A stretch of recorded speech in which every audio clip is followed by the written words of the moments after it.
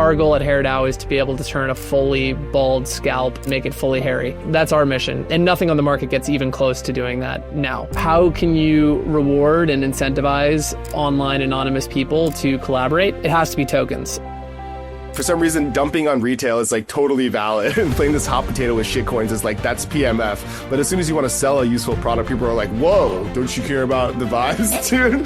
But the way I see it, I'm like, okay, great. Like, let me go look at the hair token price, and like, that's not a shitcoin chart. I've looked at a lot of shitcoin charts, and like, that thing looks very, very different. I was just blown away how far HairDAO has come and that I'd never heard of it. And I just like randomly came across it in the VC portfolio. How did you sell this to VCs? How did you sell this to VCs? This is another question that I have. What percentage of those VCs are bald? Yeah.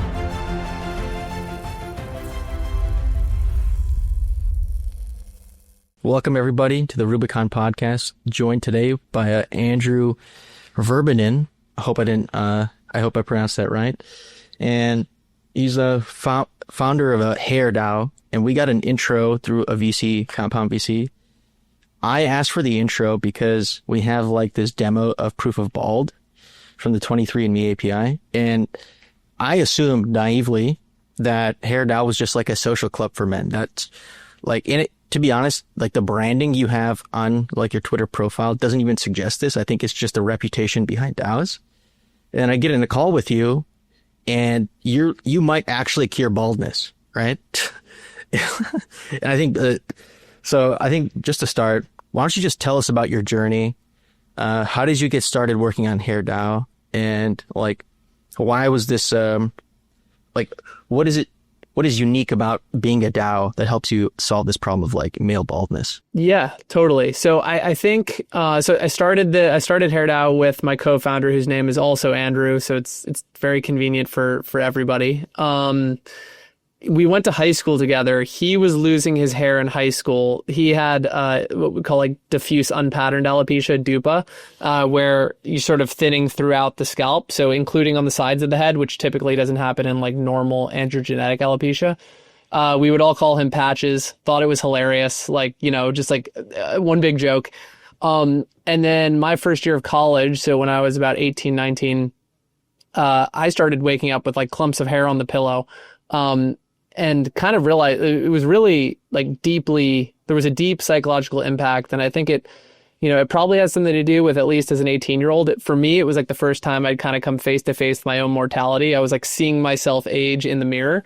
And it really had like a big psychological impact. So I started, doing a lot of research kind of on like existing treatments, like what I could do. People back then were just sort of like, oh, there's this thing, finasteride, you could give it a go. But I just remember being like really surprised that, hair loss, it didn't seem like it'd be the hardest thing in the world to fix, but I was really surprised by just like how bad the current solution set was. So it's like, you have finasteride, which can get you some good regrowth, but then there's this like really big asymmetric risk that you will have like erectile dysfunction, anxiety, depression, like actually could be like permanently infertile from taking it. Then you have minoxidil, which, like, a lot of people will see pictures of, before and afters on minoxidil. It's really, it could slow down hair loss a little bit, but it's really not a cure. I should say, like, our goal at HairDAO is to be able to turn a fully bald scalp and a fully slick bald scalp and make it fully hairy. So that's our mission. And nothing on the market gets even close to doing that now. My co-founder also, he was getting involved in crypto. I also was investing in crypto, had a fund. But one of the real things as an investor in crypto that I was getting frustrated with was I felt like tokens weren't being properly utilized. I felt like there was a lot of misaligned incentives where the community gets this kind of like garbage token, and then all the value accrues to this like separate equity vehicle that all the VCs sort of benefit from. And so, part of it was like after talking, having this big problem of hair loss, talking kind of so much smack about the existing token structures that were out there, is like, okay, let's go do something ourselves. And we saw VitaDAO, which was the first DeSci DAO, and they really kind of got us onto something, which they kept harping on the fact that longevity research doesn't get funded because the NIH funds all this research, $40 billion a year, but longevity isn't classified as a disease. That was like the light bulb moment. This is why this kind of simple seeming problem hasn't been solved. Hair loss, androgenetic alopecia in particular, other types of hair loss are classified as diseases like alopecia areata. But AGA, normal male-female pattern hair loss, is a cosmetic condition. So the data we have says it's getting about, before us, it's getting like $5 million of funding globally per year for basic research. When you factor in sort of just like us being more efficient capital allocators, because they have the department at the NIH that funds hair loss research is like musculoskeletal and arthritis division. So you can imagine they're not exactly like super efficient capital allocators for hair loss. So when you factor in that efficiency and then also just the money we've raised to date and the research and studies we've been responsible for, we've probably doubled already the basic research being done to solve AGA globally already. In terms of, we'll touch on a bunch of stuff, I'm sure, throughout the pod, but in terms of why DAOs are, or why a DAO was so essential for us, and I touched on it a little bit. Because there's such little funding for AGA, it's really, if you're a really talented traditional researcher, you go do something else. And even if you're studying something related to the follicle, it'll be like wound healing or something like that. It won't be to solve AGA because you need to get grants. Because there's been a massive lack of traditional researchers, there's been these big online community and really talented people that have kind of filled the void. Just hair loss sufferers themselves online who have been doing research now for 15, 20 years, trying to solve their own affliction. And so, we've worked with the most cited traditional hair loss researchers in the world. I worked in one of their lab at UMiami, the most cited hair loss researcher in the lab. I worked in his lab for like about 6 months. And even he's saying like, whoa, these Anons in your Discord server are better researchers than a lot of the traditionally trained dermatologists and even some of my other hair loss research colleagues. And so how can you reward and incentivize online anonymous people to collaborate? It has to be tokens. You can't do micro issuances of equity around the world without spending all of your money in treasury on legal fees and various transaction fees. And so this is the way we went, and this is the way we've been going for about 3 years now. Just to spell it out for people, on the topic of like how it's classified under the NIH, if I'm going through chemotherapy and I lose my hair, medical insurance will cover like some solution for that. Maybe for chemotherapy, like these treatments aren't as good, but if it's just aging related hair loss, your health insurance will not cover it. Is that's like already pretty wild to me. Take me through, like, let's say I stumble upon HairDAO and I actually want to help you guys out. What's like the first thing I can do to be of service? Join the Discord server for sure. That's like, we try to run the organization as open source as possible. Obviously, we filed for 6 patents already for various different hair loss treatments. And so obviously there's this tension with, thank you. First BioDAO also to like file a real patent for a new treatment. We did that like a year ago now at this point. So obviously there's a weird tension with DAOs and biotech in general where some secrecy is necessary, which obviously doesn't lend itself as well to open source. But, if you join the community and you're posting research in our public channels, which all of our best researchers do, we typically take note and then ask you, would you want to join in sort of the confidential servers, sign NDAs, yada, yada, yada, and really like help more live time in the mission.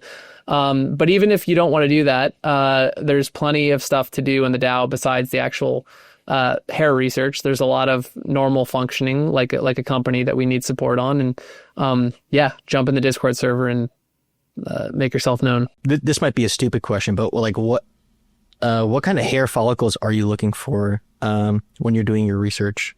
Just for like we can spread the word. The sort of gold standard preclinical model is either punch biopsies of individual follicles that you would get while you're doing a transplant, or you could do scalp skin. which in some cases we get from like the excess skin from facelifts. A lot of current preclinical research is done on occipital follicles from the back because they're the easiest to get, because, you know, somebody's getting a hair transplant, they get like thousands removed from back here. I got a hair transplant. So you get thousands removed back here and you sort of like, okay, yeah, take 10 extras. In terms of studying AGA, actually what's most useful are frontal hair follicles because they actually miniaturize. And so you can study, you know, are we able to reverse this miniaturization? The follicles on the back of your scalp are androgen resistant and they never miniaturize. So if you see like a bald guy, you know, obviously they typically have their hair cut tight, but there's always kind of the ring around the head of hair, and it's always bald up here. And that's because these hair follicles are androgen resistant.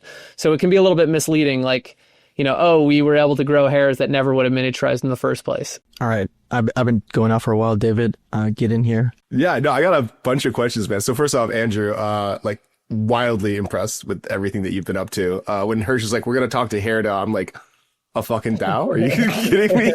But there's so much interesting stuff here. I have a bunch of notes. For reference, so for your information, I run sort of the go-to-market function at Opacity. So while Hersh is the technical brain and science aficionado, I'm more of a, let's call it a TikTok black holes type guy. And that's sort of, you know, I like hearing about quantum physics, and that's about the extent of it. But there's a few really interesting things. I wonder if you had thought about them the way I had or not. And if you haven't, that's totally fine. But it always struck me that one of the major problems with DAOs is that they sort of either go after too grand of a mission. Not that baldness isn't a mission, but it's sort of like a, let's say DeSci, like these sort of like labels that VCs like slapping on stuff. And like, who cares about science, right? There's people that care about different parts of it, right? But like, if you ask someone, do you like science? And most people are like, what do you mean, right? Like, it doesn't really mean anything.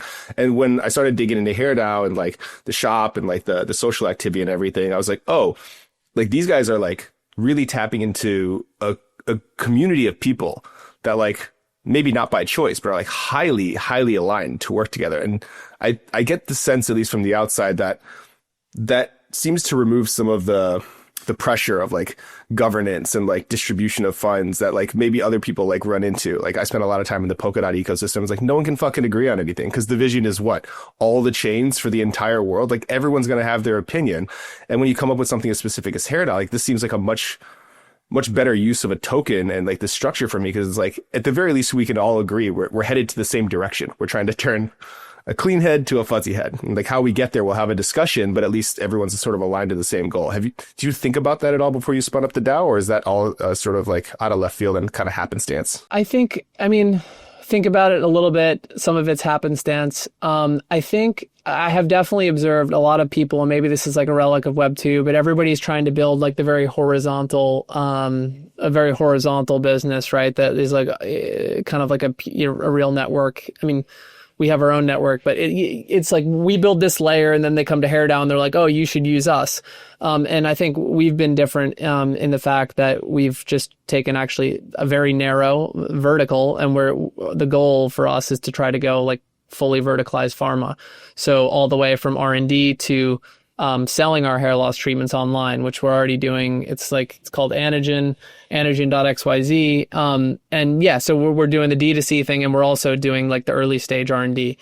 I think, it's been really crucial. If you're just super clear and defined with your mission, it's like, yeah, maybe your initial target audience of the people who want to be a part of your community is smaller, but like the passion makes up for that, a millionfold. It's like the 300 Spartans versus like 2,000 Persians, right? It's like our people they're working 7 days a week, for like the love of the game, pretty much. And hair tokens.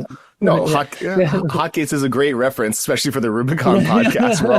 We're all sort of doubling down on the same stuff. But you actually mentioned something with the logo, the anagram. Is it Anagen? It's Anagen, yeah. So it's probably reverse on the computer screen, but yeah.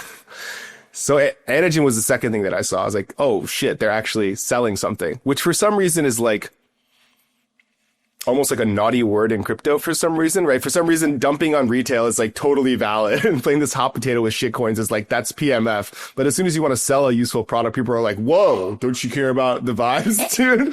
But the way I see it, I'm like, okay, great. Like, let me go look at the hair token price, and like, that's not a shitcoin chart. I've looked at a lot of shitcoin charts, and like that thing looks very, very different. I encourage everyone to go check it out. And I don't know if you want to buy it. This is not financial advice, but I think this is like information in the markets that gets surfaced, right? So I'm curious what your thought process was to like both launch the shop to actually generate revenue, which is what I assume is sort of happening here, that it gets funneled back. I don't know if it's to hair holders or to something like that. I'm curious about the economics. The hair token is our gold. It is like, it's really the only asset we're looking to have govern anything. So without saying too much there, yeah, it's the hair token. As I said, we part of the reason for starting this was like, let's build the right way. Let's align everybody's incentives through the hair token. Did you get any pushback about like launching a shop, or like, you know, sort of participating in traditional economics, or were people sort of on board from day one? You know, it is funny because launching a real product, almost some people are like, it's even more of a scam. And you're like, this is kind of confusing, how that like reverse psychology kicks in. But I think, you know, just in general, like one of my really early critiques of DeSci was, you know, very grand, very big, ambitious. And a lot of the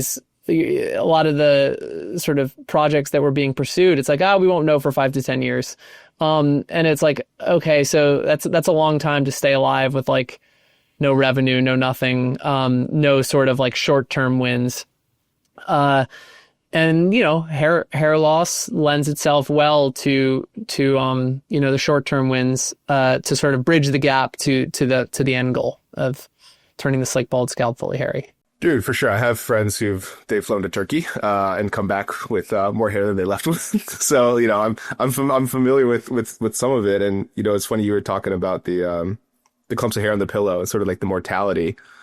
Maybe I live too much on Twitter and TikTok, but like part of my estimation here was also like, it's got to hurt with the girls, or at least your ability to feel confident with the girls. And if there's one thing that sells, it's like confidence talking to girls for guys. Like that's a banger tagline. I can right? speak personally. It was going pretty well for a second, and then just like fell off a cliff right around the time my hairline started running back. I was like, okay. I mean, maybe that was more internal for me, but yeah, no. I think the way we talk about it internally is like, you know, yes, you can be great with bald, you can be great with hair, but it's like, imagine just all things equal. You with hair, you like without hair. Who's probably the happier version? It's like, I would probably say me with hair.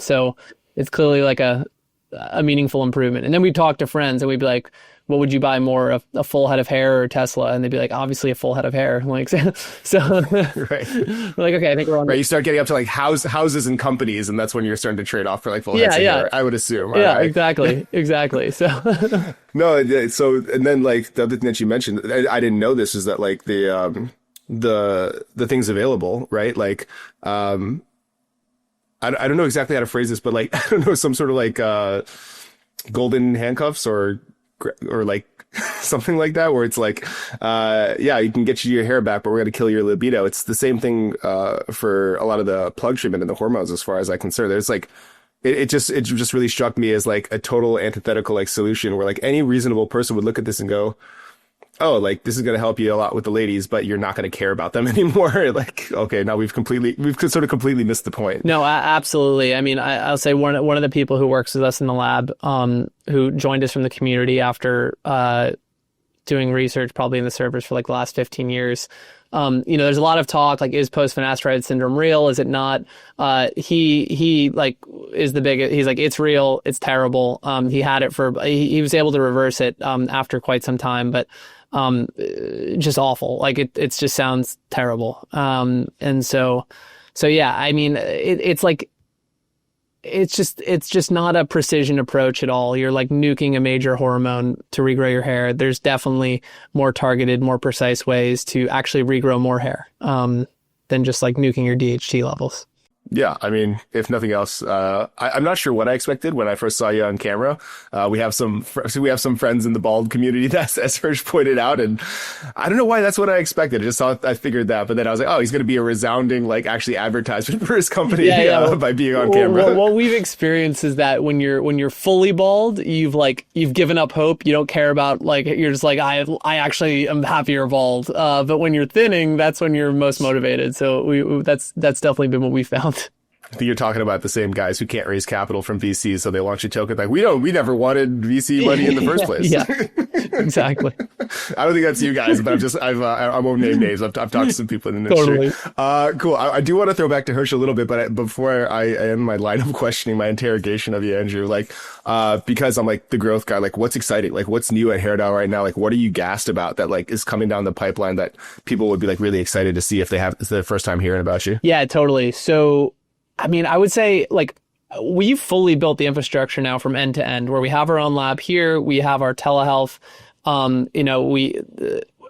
That took a while, like, to optimize just the full preclinical process, to figure out, like, how we were going to run observational studies on our first drug, in patients, which we did, like, including myself. I just, tried it myself, and we had, 6 patients try our own drug over a 6-month period.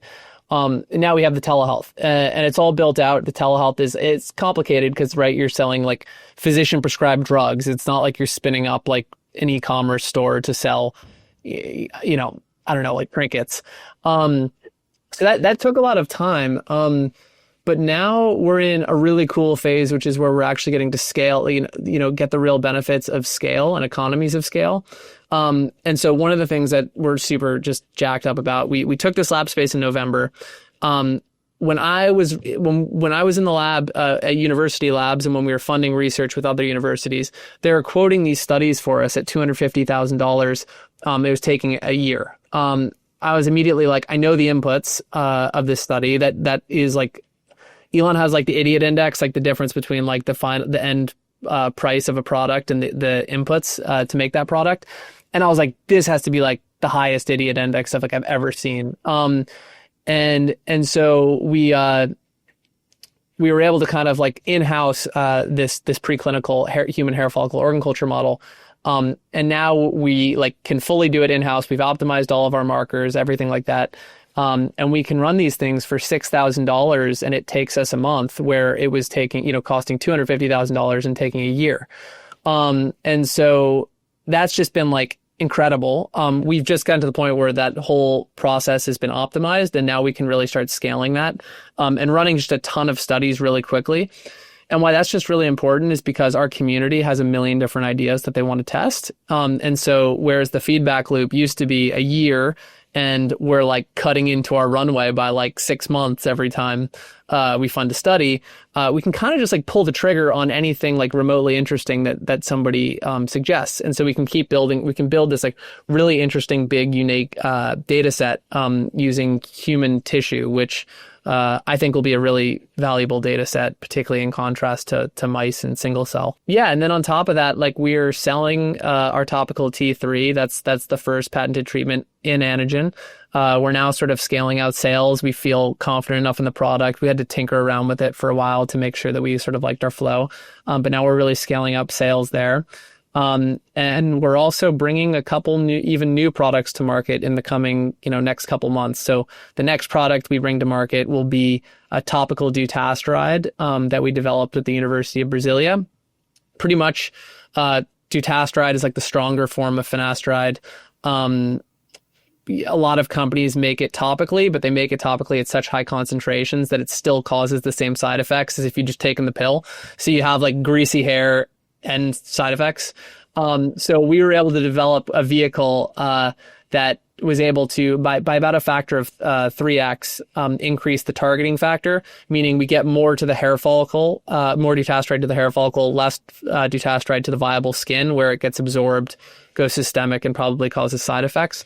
So that's a pretty big improvement in the meantime that a lot of people are excited about. And we're filing that patent, like, today, or maybe we'll have to wait till Monday, but we're filing that, and then we'll be able to sell that in short order as well, which should be exciting. Dude, I love it. I know I said I was going to throw to you, Hersh, but Andrew's saying interesting stuff, so I need just a little bit more time with him, if that's okay.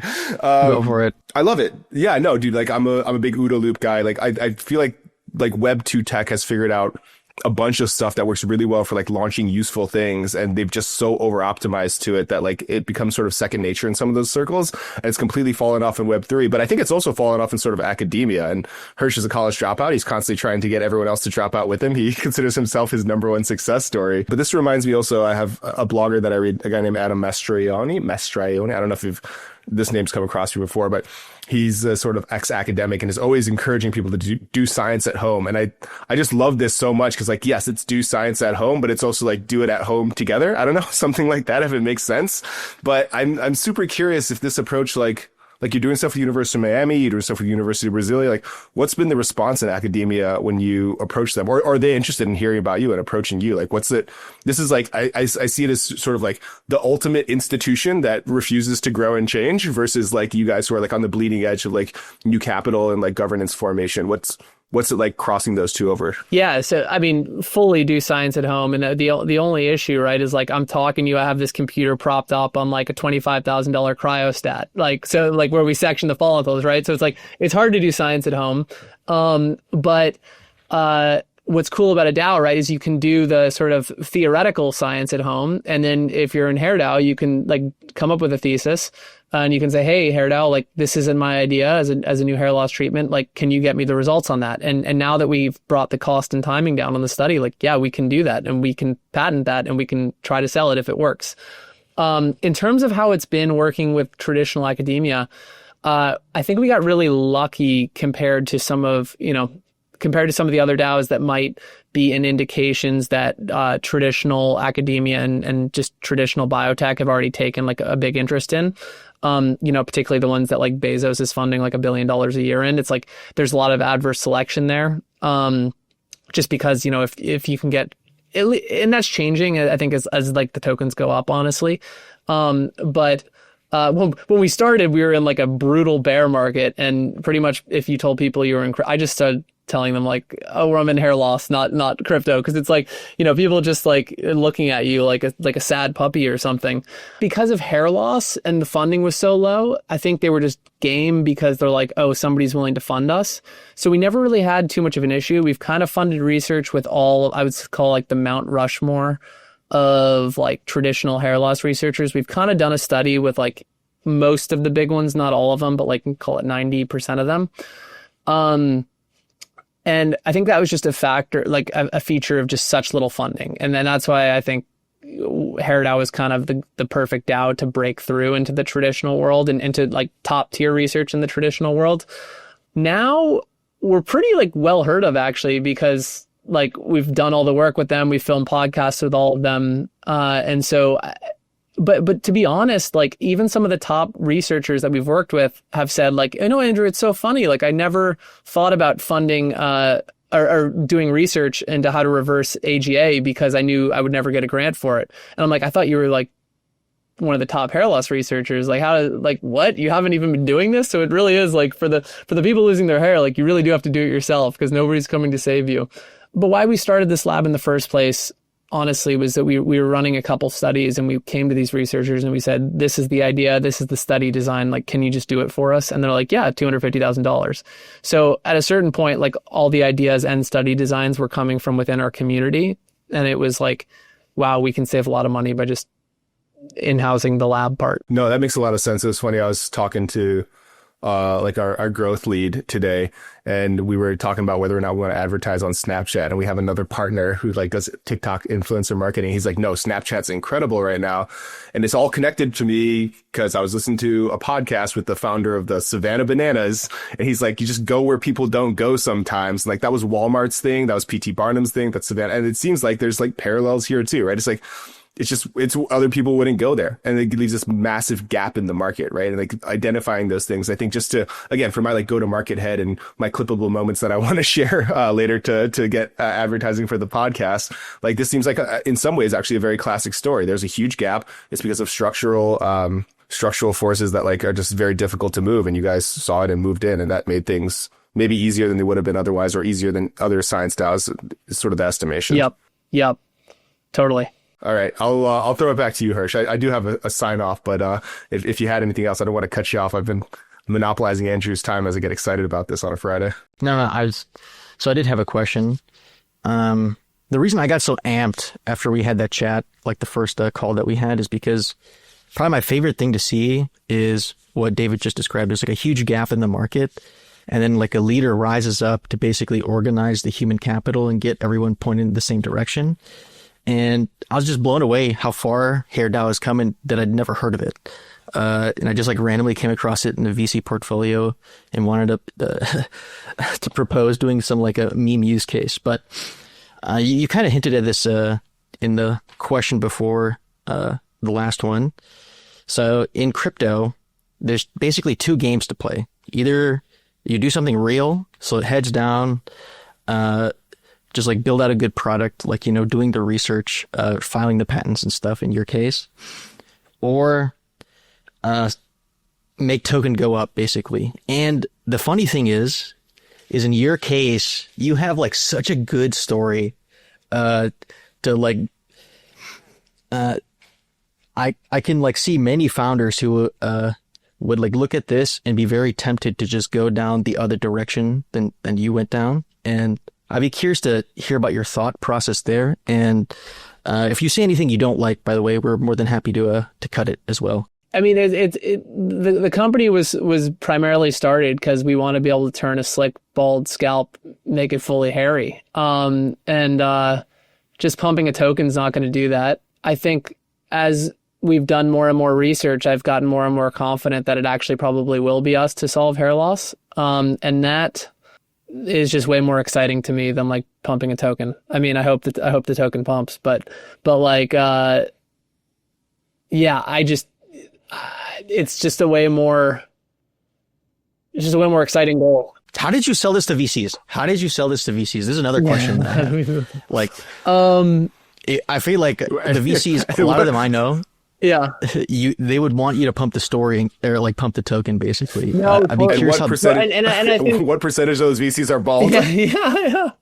I mean, it does help when you've got a partner on the VC who's thinning and he's like, it is a real problem, guys. Like I've been there. And honestly, there's been a couple, there's been a couple of people after we've pitched. They're like, that was a great pitch. Like, who's your transplant doctor, by the way? Like, do you think you can get me in with them? And I was like, of course. So I think, look, over 60% of people, including women, at some point in their lives will suffer from androgenetic alopecia.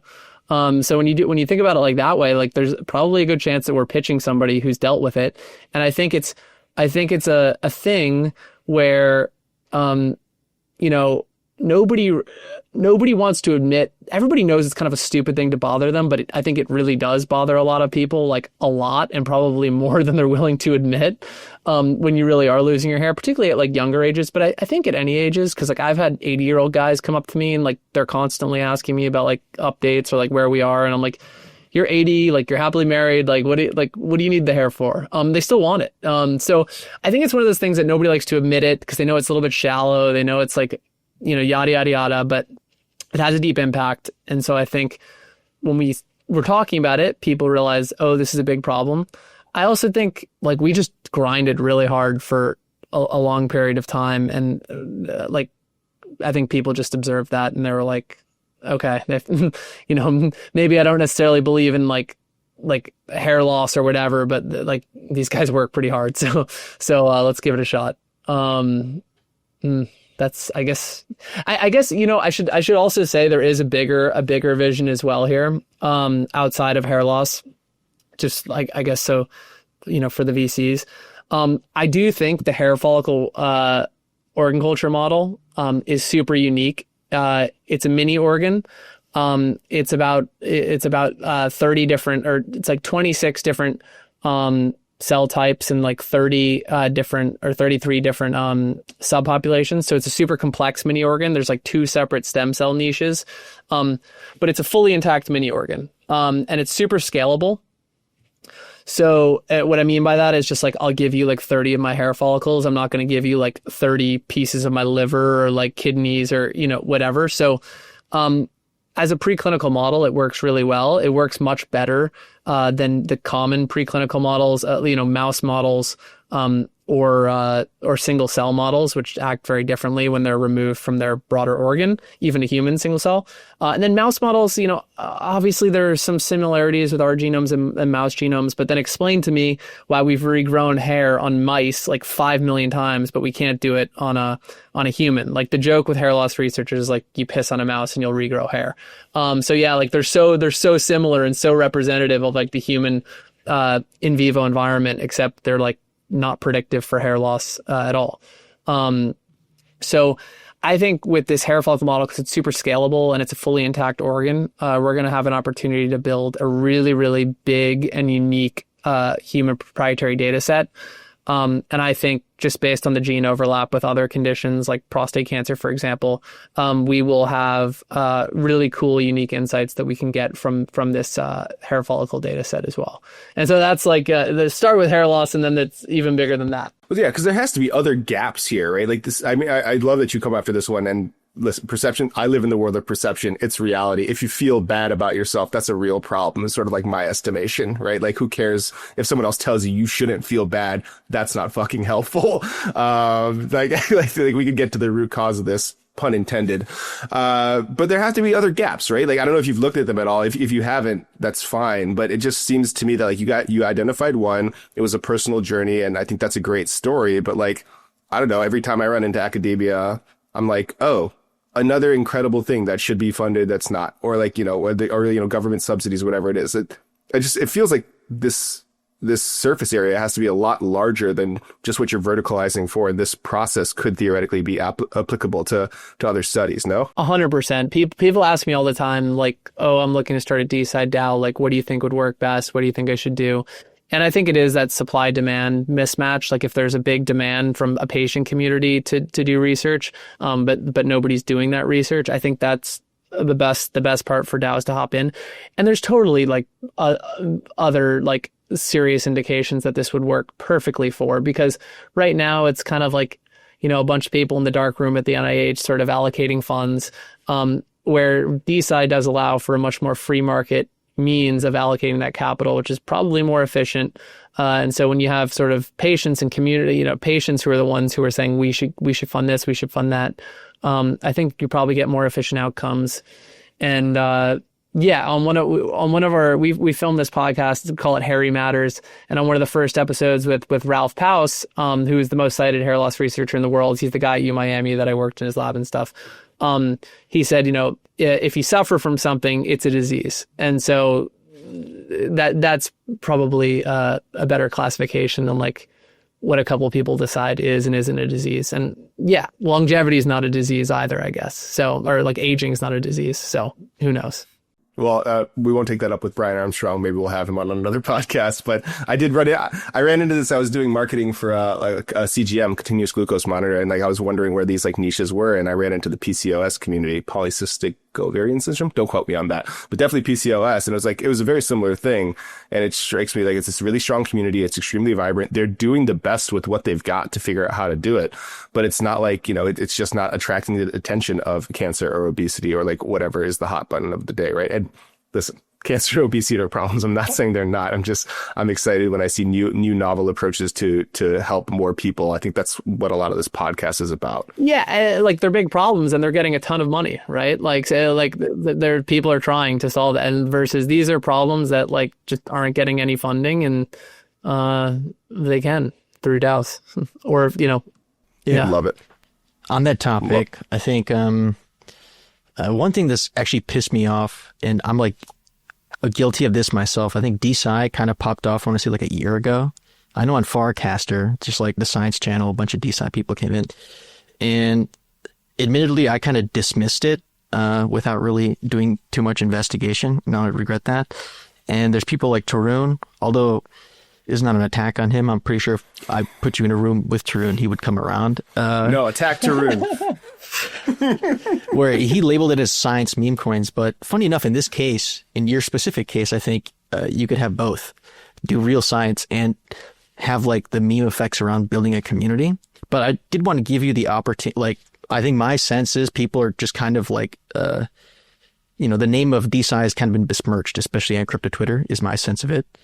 I think wrongfully so. So I wanted to give you the opportunity to kind of push back on it and build a narrative yourself. I mean, it's like with any like new innovation, right? Like there's a lot of kind of BS out there, but then it's obviously just not nuanced to just dismiss the whole field. I think the thing I'm generally most critical of about DeSci is just like a lot of DeSci actually doesn't do like cutting edge science. So they're, what's the innovation? Like they funded some studies like at a university, like that's like decentralized, I don't know, VC, I guess. Like it's just like, yeah. So obviously that stuff goes on because people are out there trying things, and some people maybe aren't willing to commit as much time to actually doing cutting edge science. Dude, to your point, like that's not fucking science. Like I remember I was in whatever 4th grade physics or whatever it was, right? And they're like, what's science? Like hypothesis test. And it's like getting a bunch of money and giving it to someone else is not science. Yeah, it's just not. Exactly. And so like I would say like what makes us like in our Discord server, like there's a lot of labs around the country, right? And say there's like 3-4 people in the lab, and they're all insulated, and they're all just like in their own little echo chamber, and they're doing their research, and they're keeping it kind of secret until they publish their paper and whatever. If that's what you're going to do, you don't need a DAO. But if you're going to have like pretty much all the best researchers in a certain indication duking it out in one big open forum, iron sharpening iron, like there will be real innovations that come from that. And that's just because you're sort of like taking the isolated, siloed real world labs and putting them all together in a Discord server. And then, yeah, and that's coming up with new ideas, and that's science. So it is possible, but it takes some work and some pain. As all great things do. I'm going to push back a little bit on you because my tagline is always, you'd be surprised what people do for $20. Yeah. People ask me like, are people really going to share their passwords with you? I'm like, they definitely will. They are. They're doing it right now. They're not doing it for a lot. The idea of privacy, I mean, in some cases is very important. For a lot of places, it's really not. So I think it's cool. I'd love to see you guys whip up like zk-TLS anonymized data sets around like, how does running, like get Whoop data affect, the effectiveness of how does sleep through your Oura ring or your 8 sleep mattress? Like how does that,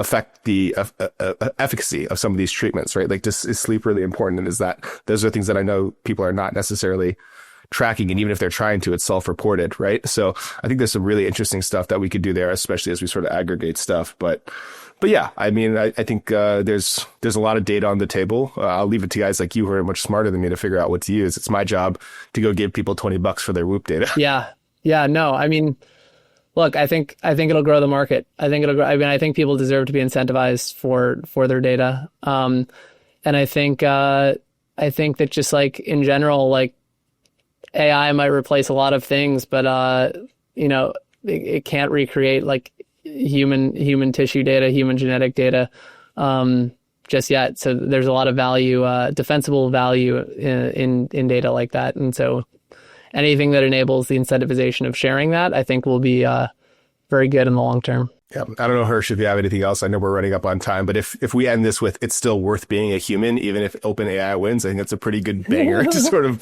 drop the end of the podcast. You can just sell your organs, so exactly. Your organs will have value. we will buy your hair follicles. The only thing I wanted to say here, and then we can call it, is I think people have this perception that DAOs kind of have like failed in a lot of cases. There's a lot of hype around them originally when they were a hot topic. But I think what you've proven is they actually do work when you have a leader like yourself in a very specific goal where it's easy to get everyone to align into a single direction. Where I think like where DAOs have failed is when it's like hard to do that. When you have like Aave and there's like so many competing interest within the governance that you can't do anything, and then like Morpho comes out of nowhere with a simpler design and just like takes over the market. And the fact that we have a successful DAO in DeSci solving a real problem that like I would pay HairDAO money just as like a hedge if that was like it's not that you're selling that to me, but Insurance, this like is bald that's how insurance. yeah, that's how good the story here is like my point. And I think more people should know about it to spread the word. Go buy some hair, Hersh. What do you got? What are you waiting for? I know I can look up the balance on your wallet. Yeah, what are you waiting for, man? Andrew, it's I'm been an bringing absolute Pablo pleasure. into the lab. Don't worry. Perfect. Yeah, we're gonna bring our BD guy into the lab.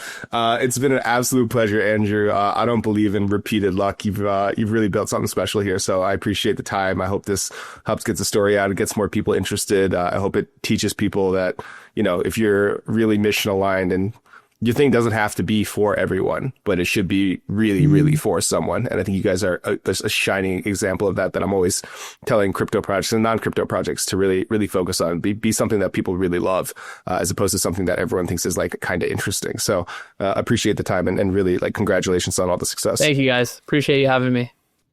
That's Rubicon. Peace.